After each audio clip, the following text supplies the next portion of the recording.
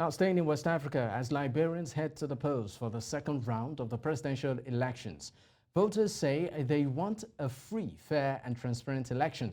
Liberians will be choosing whether to hand former football star George Weah a second term as president or to elect political veteran Joseph Boakai.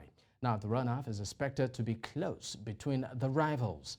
This year's election is the first since the United Nations in 2018 ended its peacekeeping mission in Liberia, created after more than 250,000 people died in two civil wars between 1989 and 2003.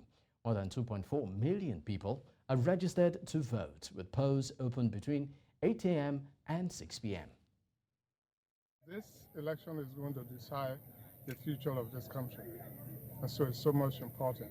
And what I expect of this election is that this election should be free, fair, and transparent. And at the end of it, the one who wins become the president of this country for the next 6 years. Everyone or every citizen of Liberia need to exercise. Ibrahim Albak and Nyei, a political analyst and researcher, joins me from Monrovia for the latest and, of course, in the runoff polls. Thank you so much for your time, Ibrahim. Thank you. Thank you for having me. All right, great. Now, what is your assessment of the conduct of the presidential runoff so far? Well, it's quite organized, and citizens are turning out peacefully, and they are participating in the process. But we haven't seen the kind of enthusiasm and the vigor with which citizens engaged in the first round of the election. And so the turnout we had of 78.8% in the first round of the election, we're not going to have the same number of people participating in this election. Turnout is expected now, is projected to be far lower. We don't know what may happen in the dying minutes of the vote. Perhaps people are waiting for the late afternoon or before polls close, but polling stations are empty, poll workers are not as busy. Well, understandably, it's only a presidential election between two candidates. It's not a general presidential election where there were legislative candidates and then there were so many many other presidential candidates participating. All right, now, what do you think are the main factors that may influence the outcomes of this particular election? Well, the turnout is very significant. Turnout in particular regions, based on the voting pattern we saw in the last election, turnout in specific regions will tend to influence the outcome of the election. If you are a candidate contesting this election in the first round of the election, you won the majority in a particular county, you will have to work to ensure that the turnout in that region is high, so that you maintain your lead or you widen the margin. Or if you didn't do well in that region, you also want to ensure that there is high turnout so that you can improve your standing in that region or in the vote. So the key issues have been debated over the last 2 years.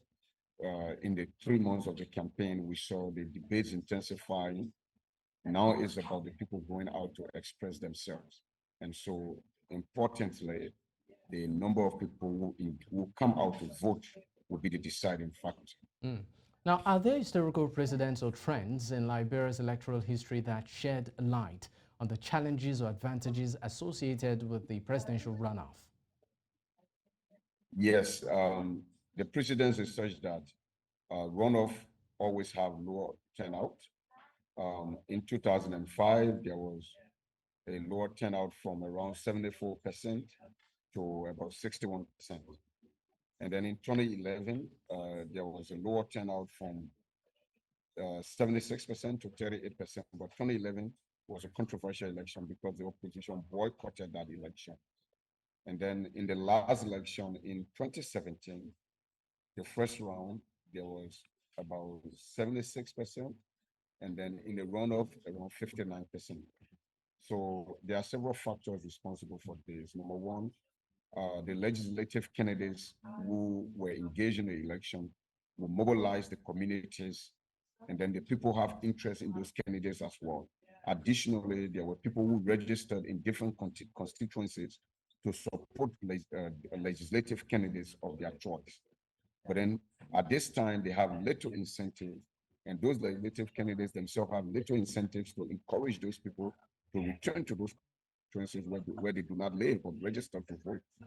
So in before the first round of the election, during voter registration, the legislative candidates take people from one locality to another. They facilitate them, transport them.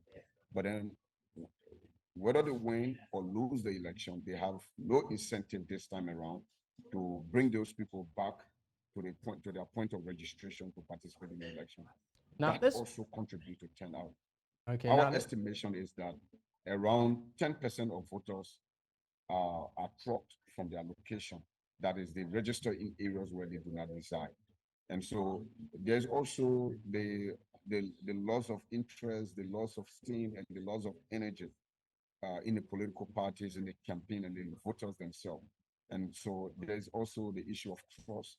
People already complain that they don't, whether they participate or not, their votes wouldn't count. So all of these are factors that play out in the presidential run. I mean, talking about factors, let's consider broader issues or considerations that come to play in the discourse around this particular elections, and how might these particular factors impact the overall electoral system and political landscape in the country moving forward. The first round of the election, the results from those elections from the first round was very clear that it was a two-horse race between the main opposition party, the United Party, and the ruling CDC, Congress for Democratic Change.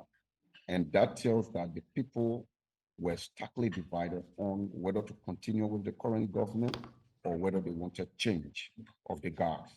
And the change of the guards here means that they were buying into the message of the opposition to fight corruption, improve the economy, or those who fought to maintain the guard or for continuity were selling the ruling party's message of the Pro agenda, which was to continue on infrastructural development and to continue to seek more investment to improve the economy. So the results show that the country is starkly divided. There was only a margin of 7,000 votes, which actually was very marginal for a ruling party. The ruling party led by 7,000 votes, which was actually marginal. So it shows the stark division between the two parties. And the third place candidate didn't win up to 3% of the vote.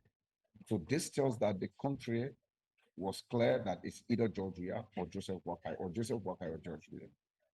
Ibrahim Albakri, thank you so much for your time. You are welcome, and thank you for having me.